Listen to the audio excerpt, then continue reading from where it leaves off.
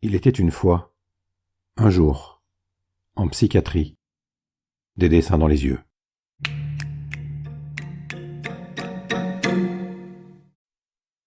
Le jour de son arrivée, j'avais immédiatement remarqué ses yeux aux couleurs multiples. Elle était étudiante infirmière.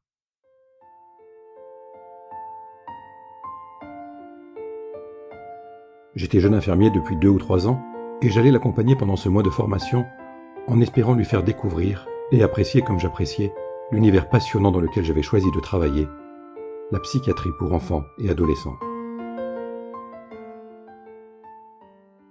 La période était relativement calme, les enfants hospitalisés tout autant, ce qui était parfait pour permettre à cette jeune stagiaire de faire ses premiers pas au sein du service en toute sérénité.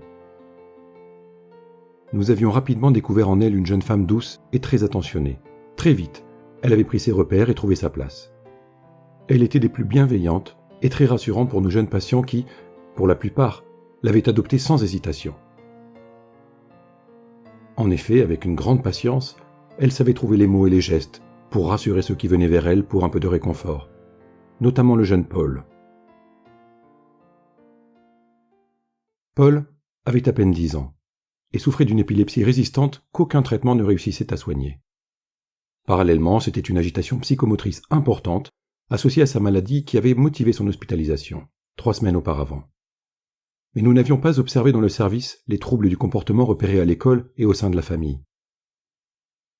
Nous avions toutefois perçu chez lui une profonde détresse morale, celle-là même qu'il masquait probablement inconsciemment, tout en s'agitant vivement à l'extérieur. Devant nous, le petit garçon était très calme et ne posait aucun problème. Seul les temps de visite de ses parents et de ses frères et sœurs pouvaient générer parfois quelques troubles, comme de l'opposition ou de brèves colères, mais qui ne duraient pas. L'équipe entière était d'accord. Paul était triste. Et c'était surtout le soir, à la tombée de la nuit, qu'il allait le plus mal. Le garçon, habituellement souriant et joyeux, se fermait alors progressivement jusqu'au moment où il venait nous voir en pleurant et en suppliant pour que nous appelions sa maman. En larmes et tremblant de tout son corps, il serrait avec force contre lui son petit dinosaure en peluche. J'étais jeune et complètement désarmé devant la tristesse de ce petit Paul sanglotant. À l'institut de formation, et à l'occasion de quelques stages en psychiatrie, j'avais appris, ou plutôt entendu parler, de la distance thérapeutique. Mais j'avais beaucoup de mal à l'appréhender. Comme paralysé, je ne parvenais pas à m'autoriser un semblant de maternage envers eux. Je préférais fuir cette insurmontable épreuve pour aller canaliser les autres enfants et adolescents qui avaient eux aussi tendance à s'animer le soir. D'ailleurs, à l'heure du dîner, il n'était pas rare de voir le service tout entier s'agiter. Oui, j'étais beaucoup plus à l'aise devant une horde de marmots déchaînés, entre disputes et chahuts, entre bagarres et cacophonie, que devant un petit enfant en pleurs. De pas chassés en sprints improbables, de haussements de ton, en gestes désordonnés, c'était une véritable danse impossible que j'aimais mener dans le tumulte ambiant pour tenter d'apaiser le service.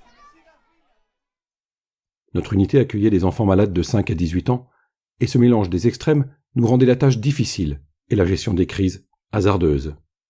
Mais cela restait néanmoins pour moi beaucoup plus simple que de gérer ce jour-là mon petit patient triste.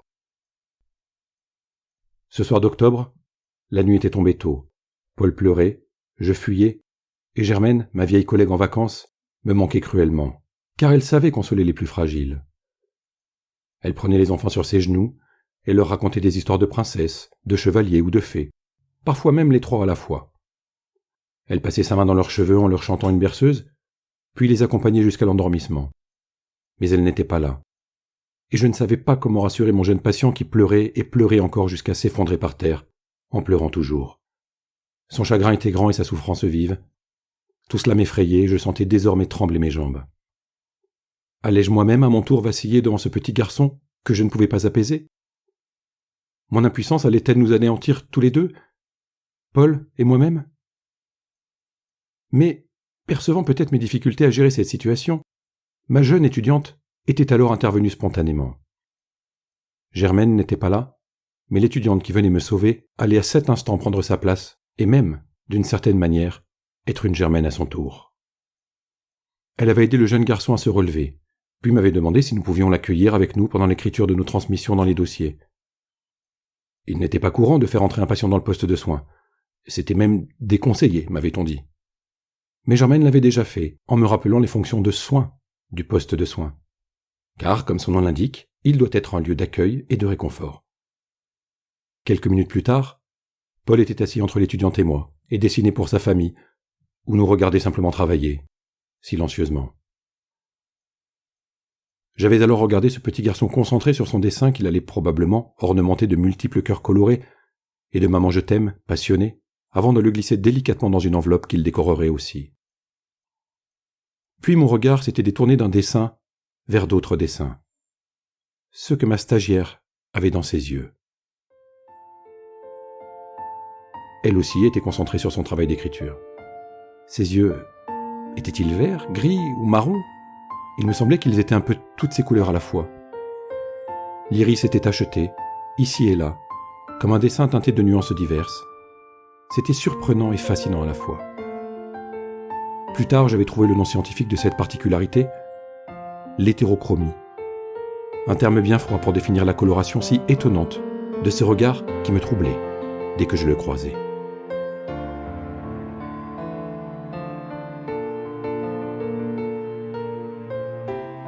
Notre petit patient était là, à ma droite, toujours triste, mais il n'était plus seul et semblait aller mieux. Notre simple présence rassurante à ses côtés dans la petite pièce avait semblé l'apaiser presque immédiatement. Personne ne parlait, les adultes écrivaient et l'enfant dessinait, et nous n'entendions que le fin grattement des feutres et des stylos qui glissaient sur nos feuilles. Dans un doux silence, nous étions tous ensemble, les uns avec les autres, et le petit Paul était bien. Puis, peu avant l'arrivée de l'équipe de nuit, nous avions accompagné l'enfant fatigué jusqu'à son lit, où il s'était vite endormi. Les soirs suivants, il nous avait systématiquement rejoints, et nous avions renouvelé cette belle expérience qui était devenue, jour après jour, un vrai rituel. Mais, malheur, quelques jours plus tard, la douce et rassurante étudiante avait terminé son stage, elle nous avait abandonnés, Paul et moi. Ainsi, nous nous retrouvions chaque soir dans le poste de soins, tous les deux, comme deux vieux copains nostalgiques, qui dessinaient en pensant à sa maman pour l'un, à son étudiante pour l'autre. J'écrivais des kilomètres de lignes, pendant qu'il faisait des dizaines de dessins. Puis, un jour, Paul était parti lui aussi. Aujourd'hui, avec le recul, je remercie encore cette jeune étudiante, cette Germaine de quelques jours pendant l'absence de ma vieille collègue. Sa patience et sa grande douceur avaient permis à Paul de passer des soirées plus sereines. Sa proposition de l'inviter avec nous dans le poste de soins m'avait permis de relativiser certaines choses et d'oser plus tard ouvrir un peu plus le cadre. En effet, j'avais pu me rendre compte qu'ouvrir les portes n'était pas grave et qu'au contraire cela pouvait permettre le réconfort. Oui, cette jeune étudiante m'a marqué. À l'époque, troublé, je ne parvenais pas à définir la couleur de ses yeux. Était-il vert, gris ou marron ? Des années après, je me pose toujours la question, et je ne sais toujours pas. Pourtant, ses yeux, je les vois tous les jours. Car depuis, cette jeune étudiante devenue infirmière en psychiatrie elle aussi, je l'ai épousée. Et nous avons 2 filles merveilleuses.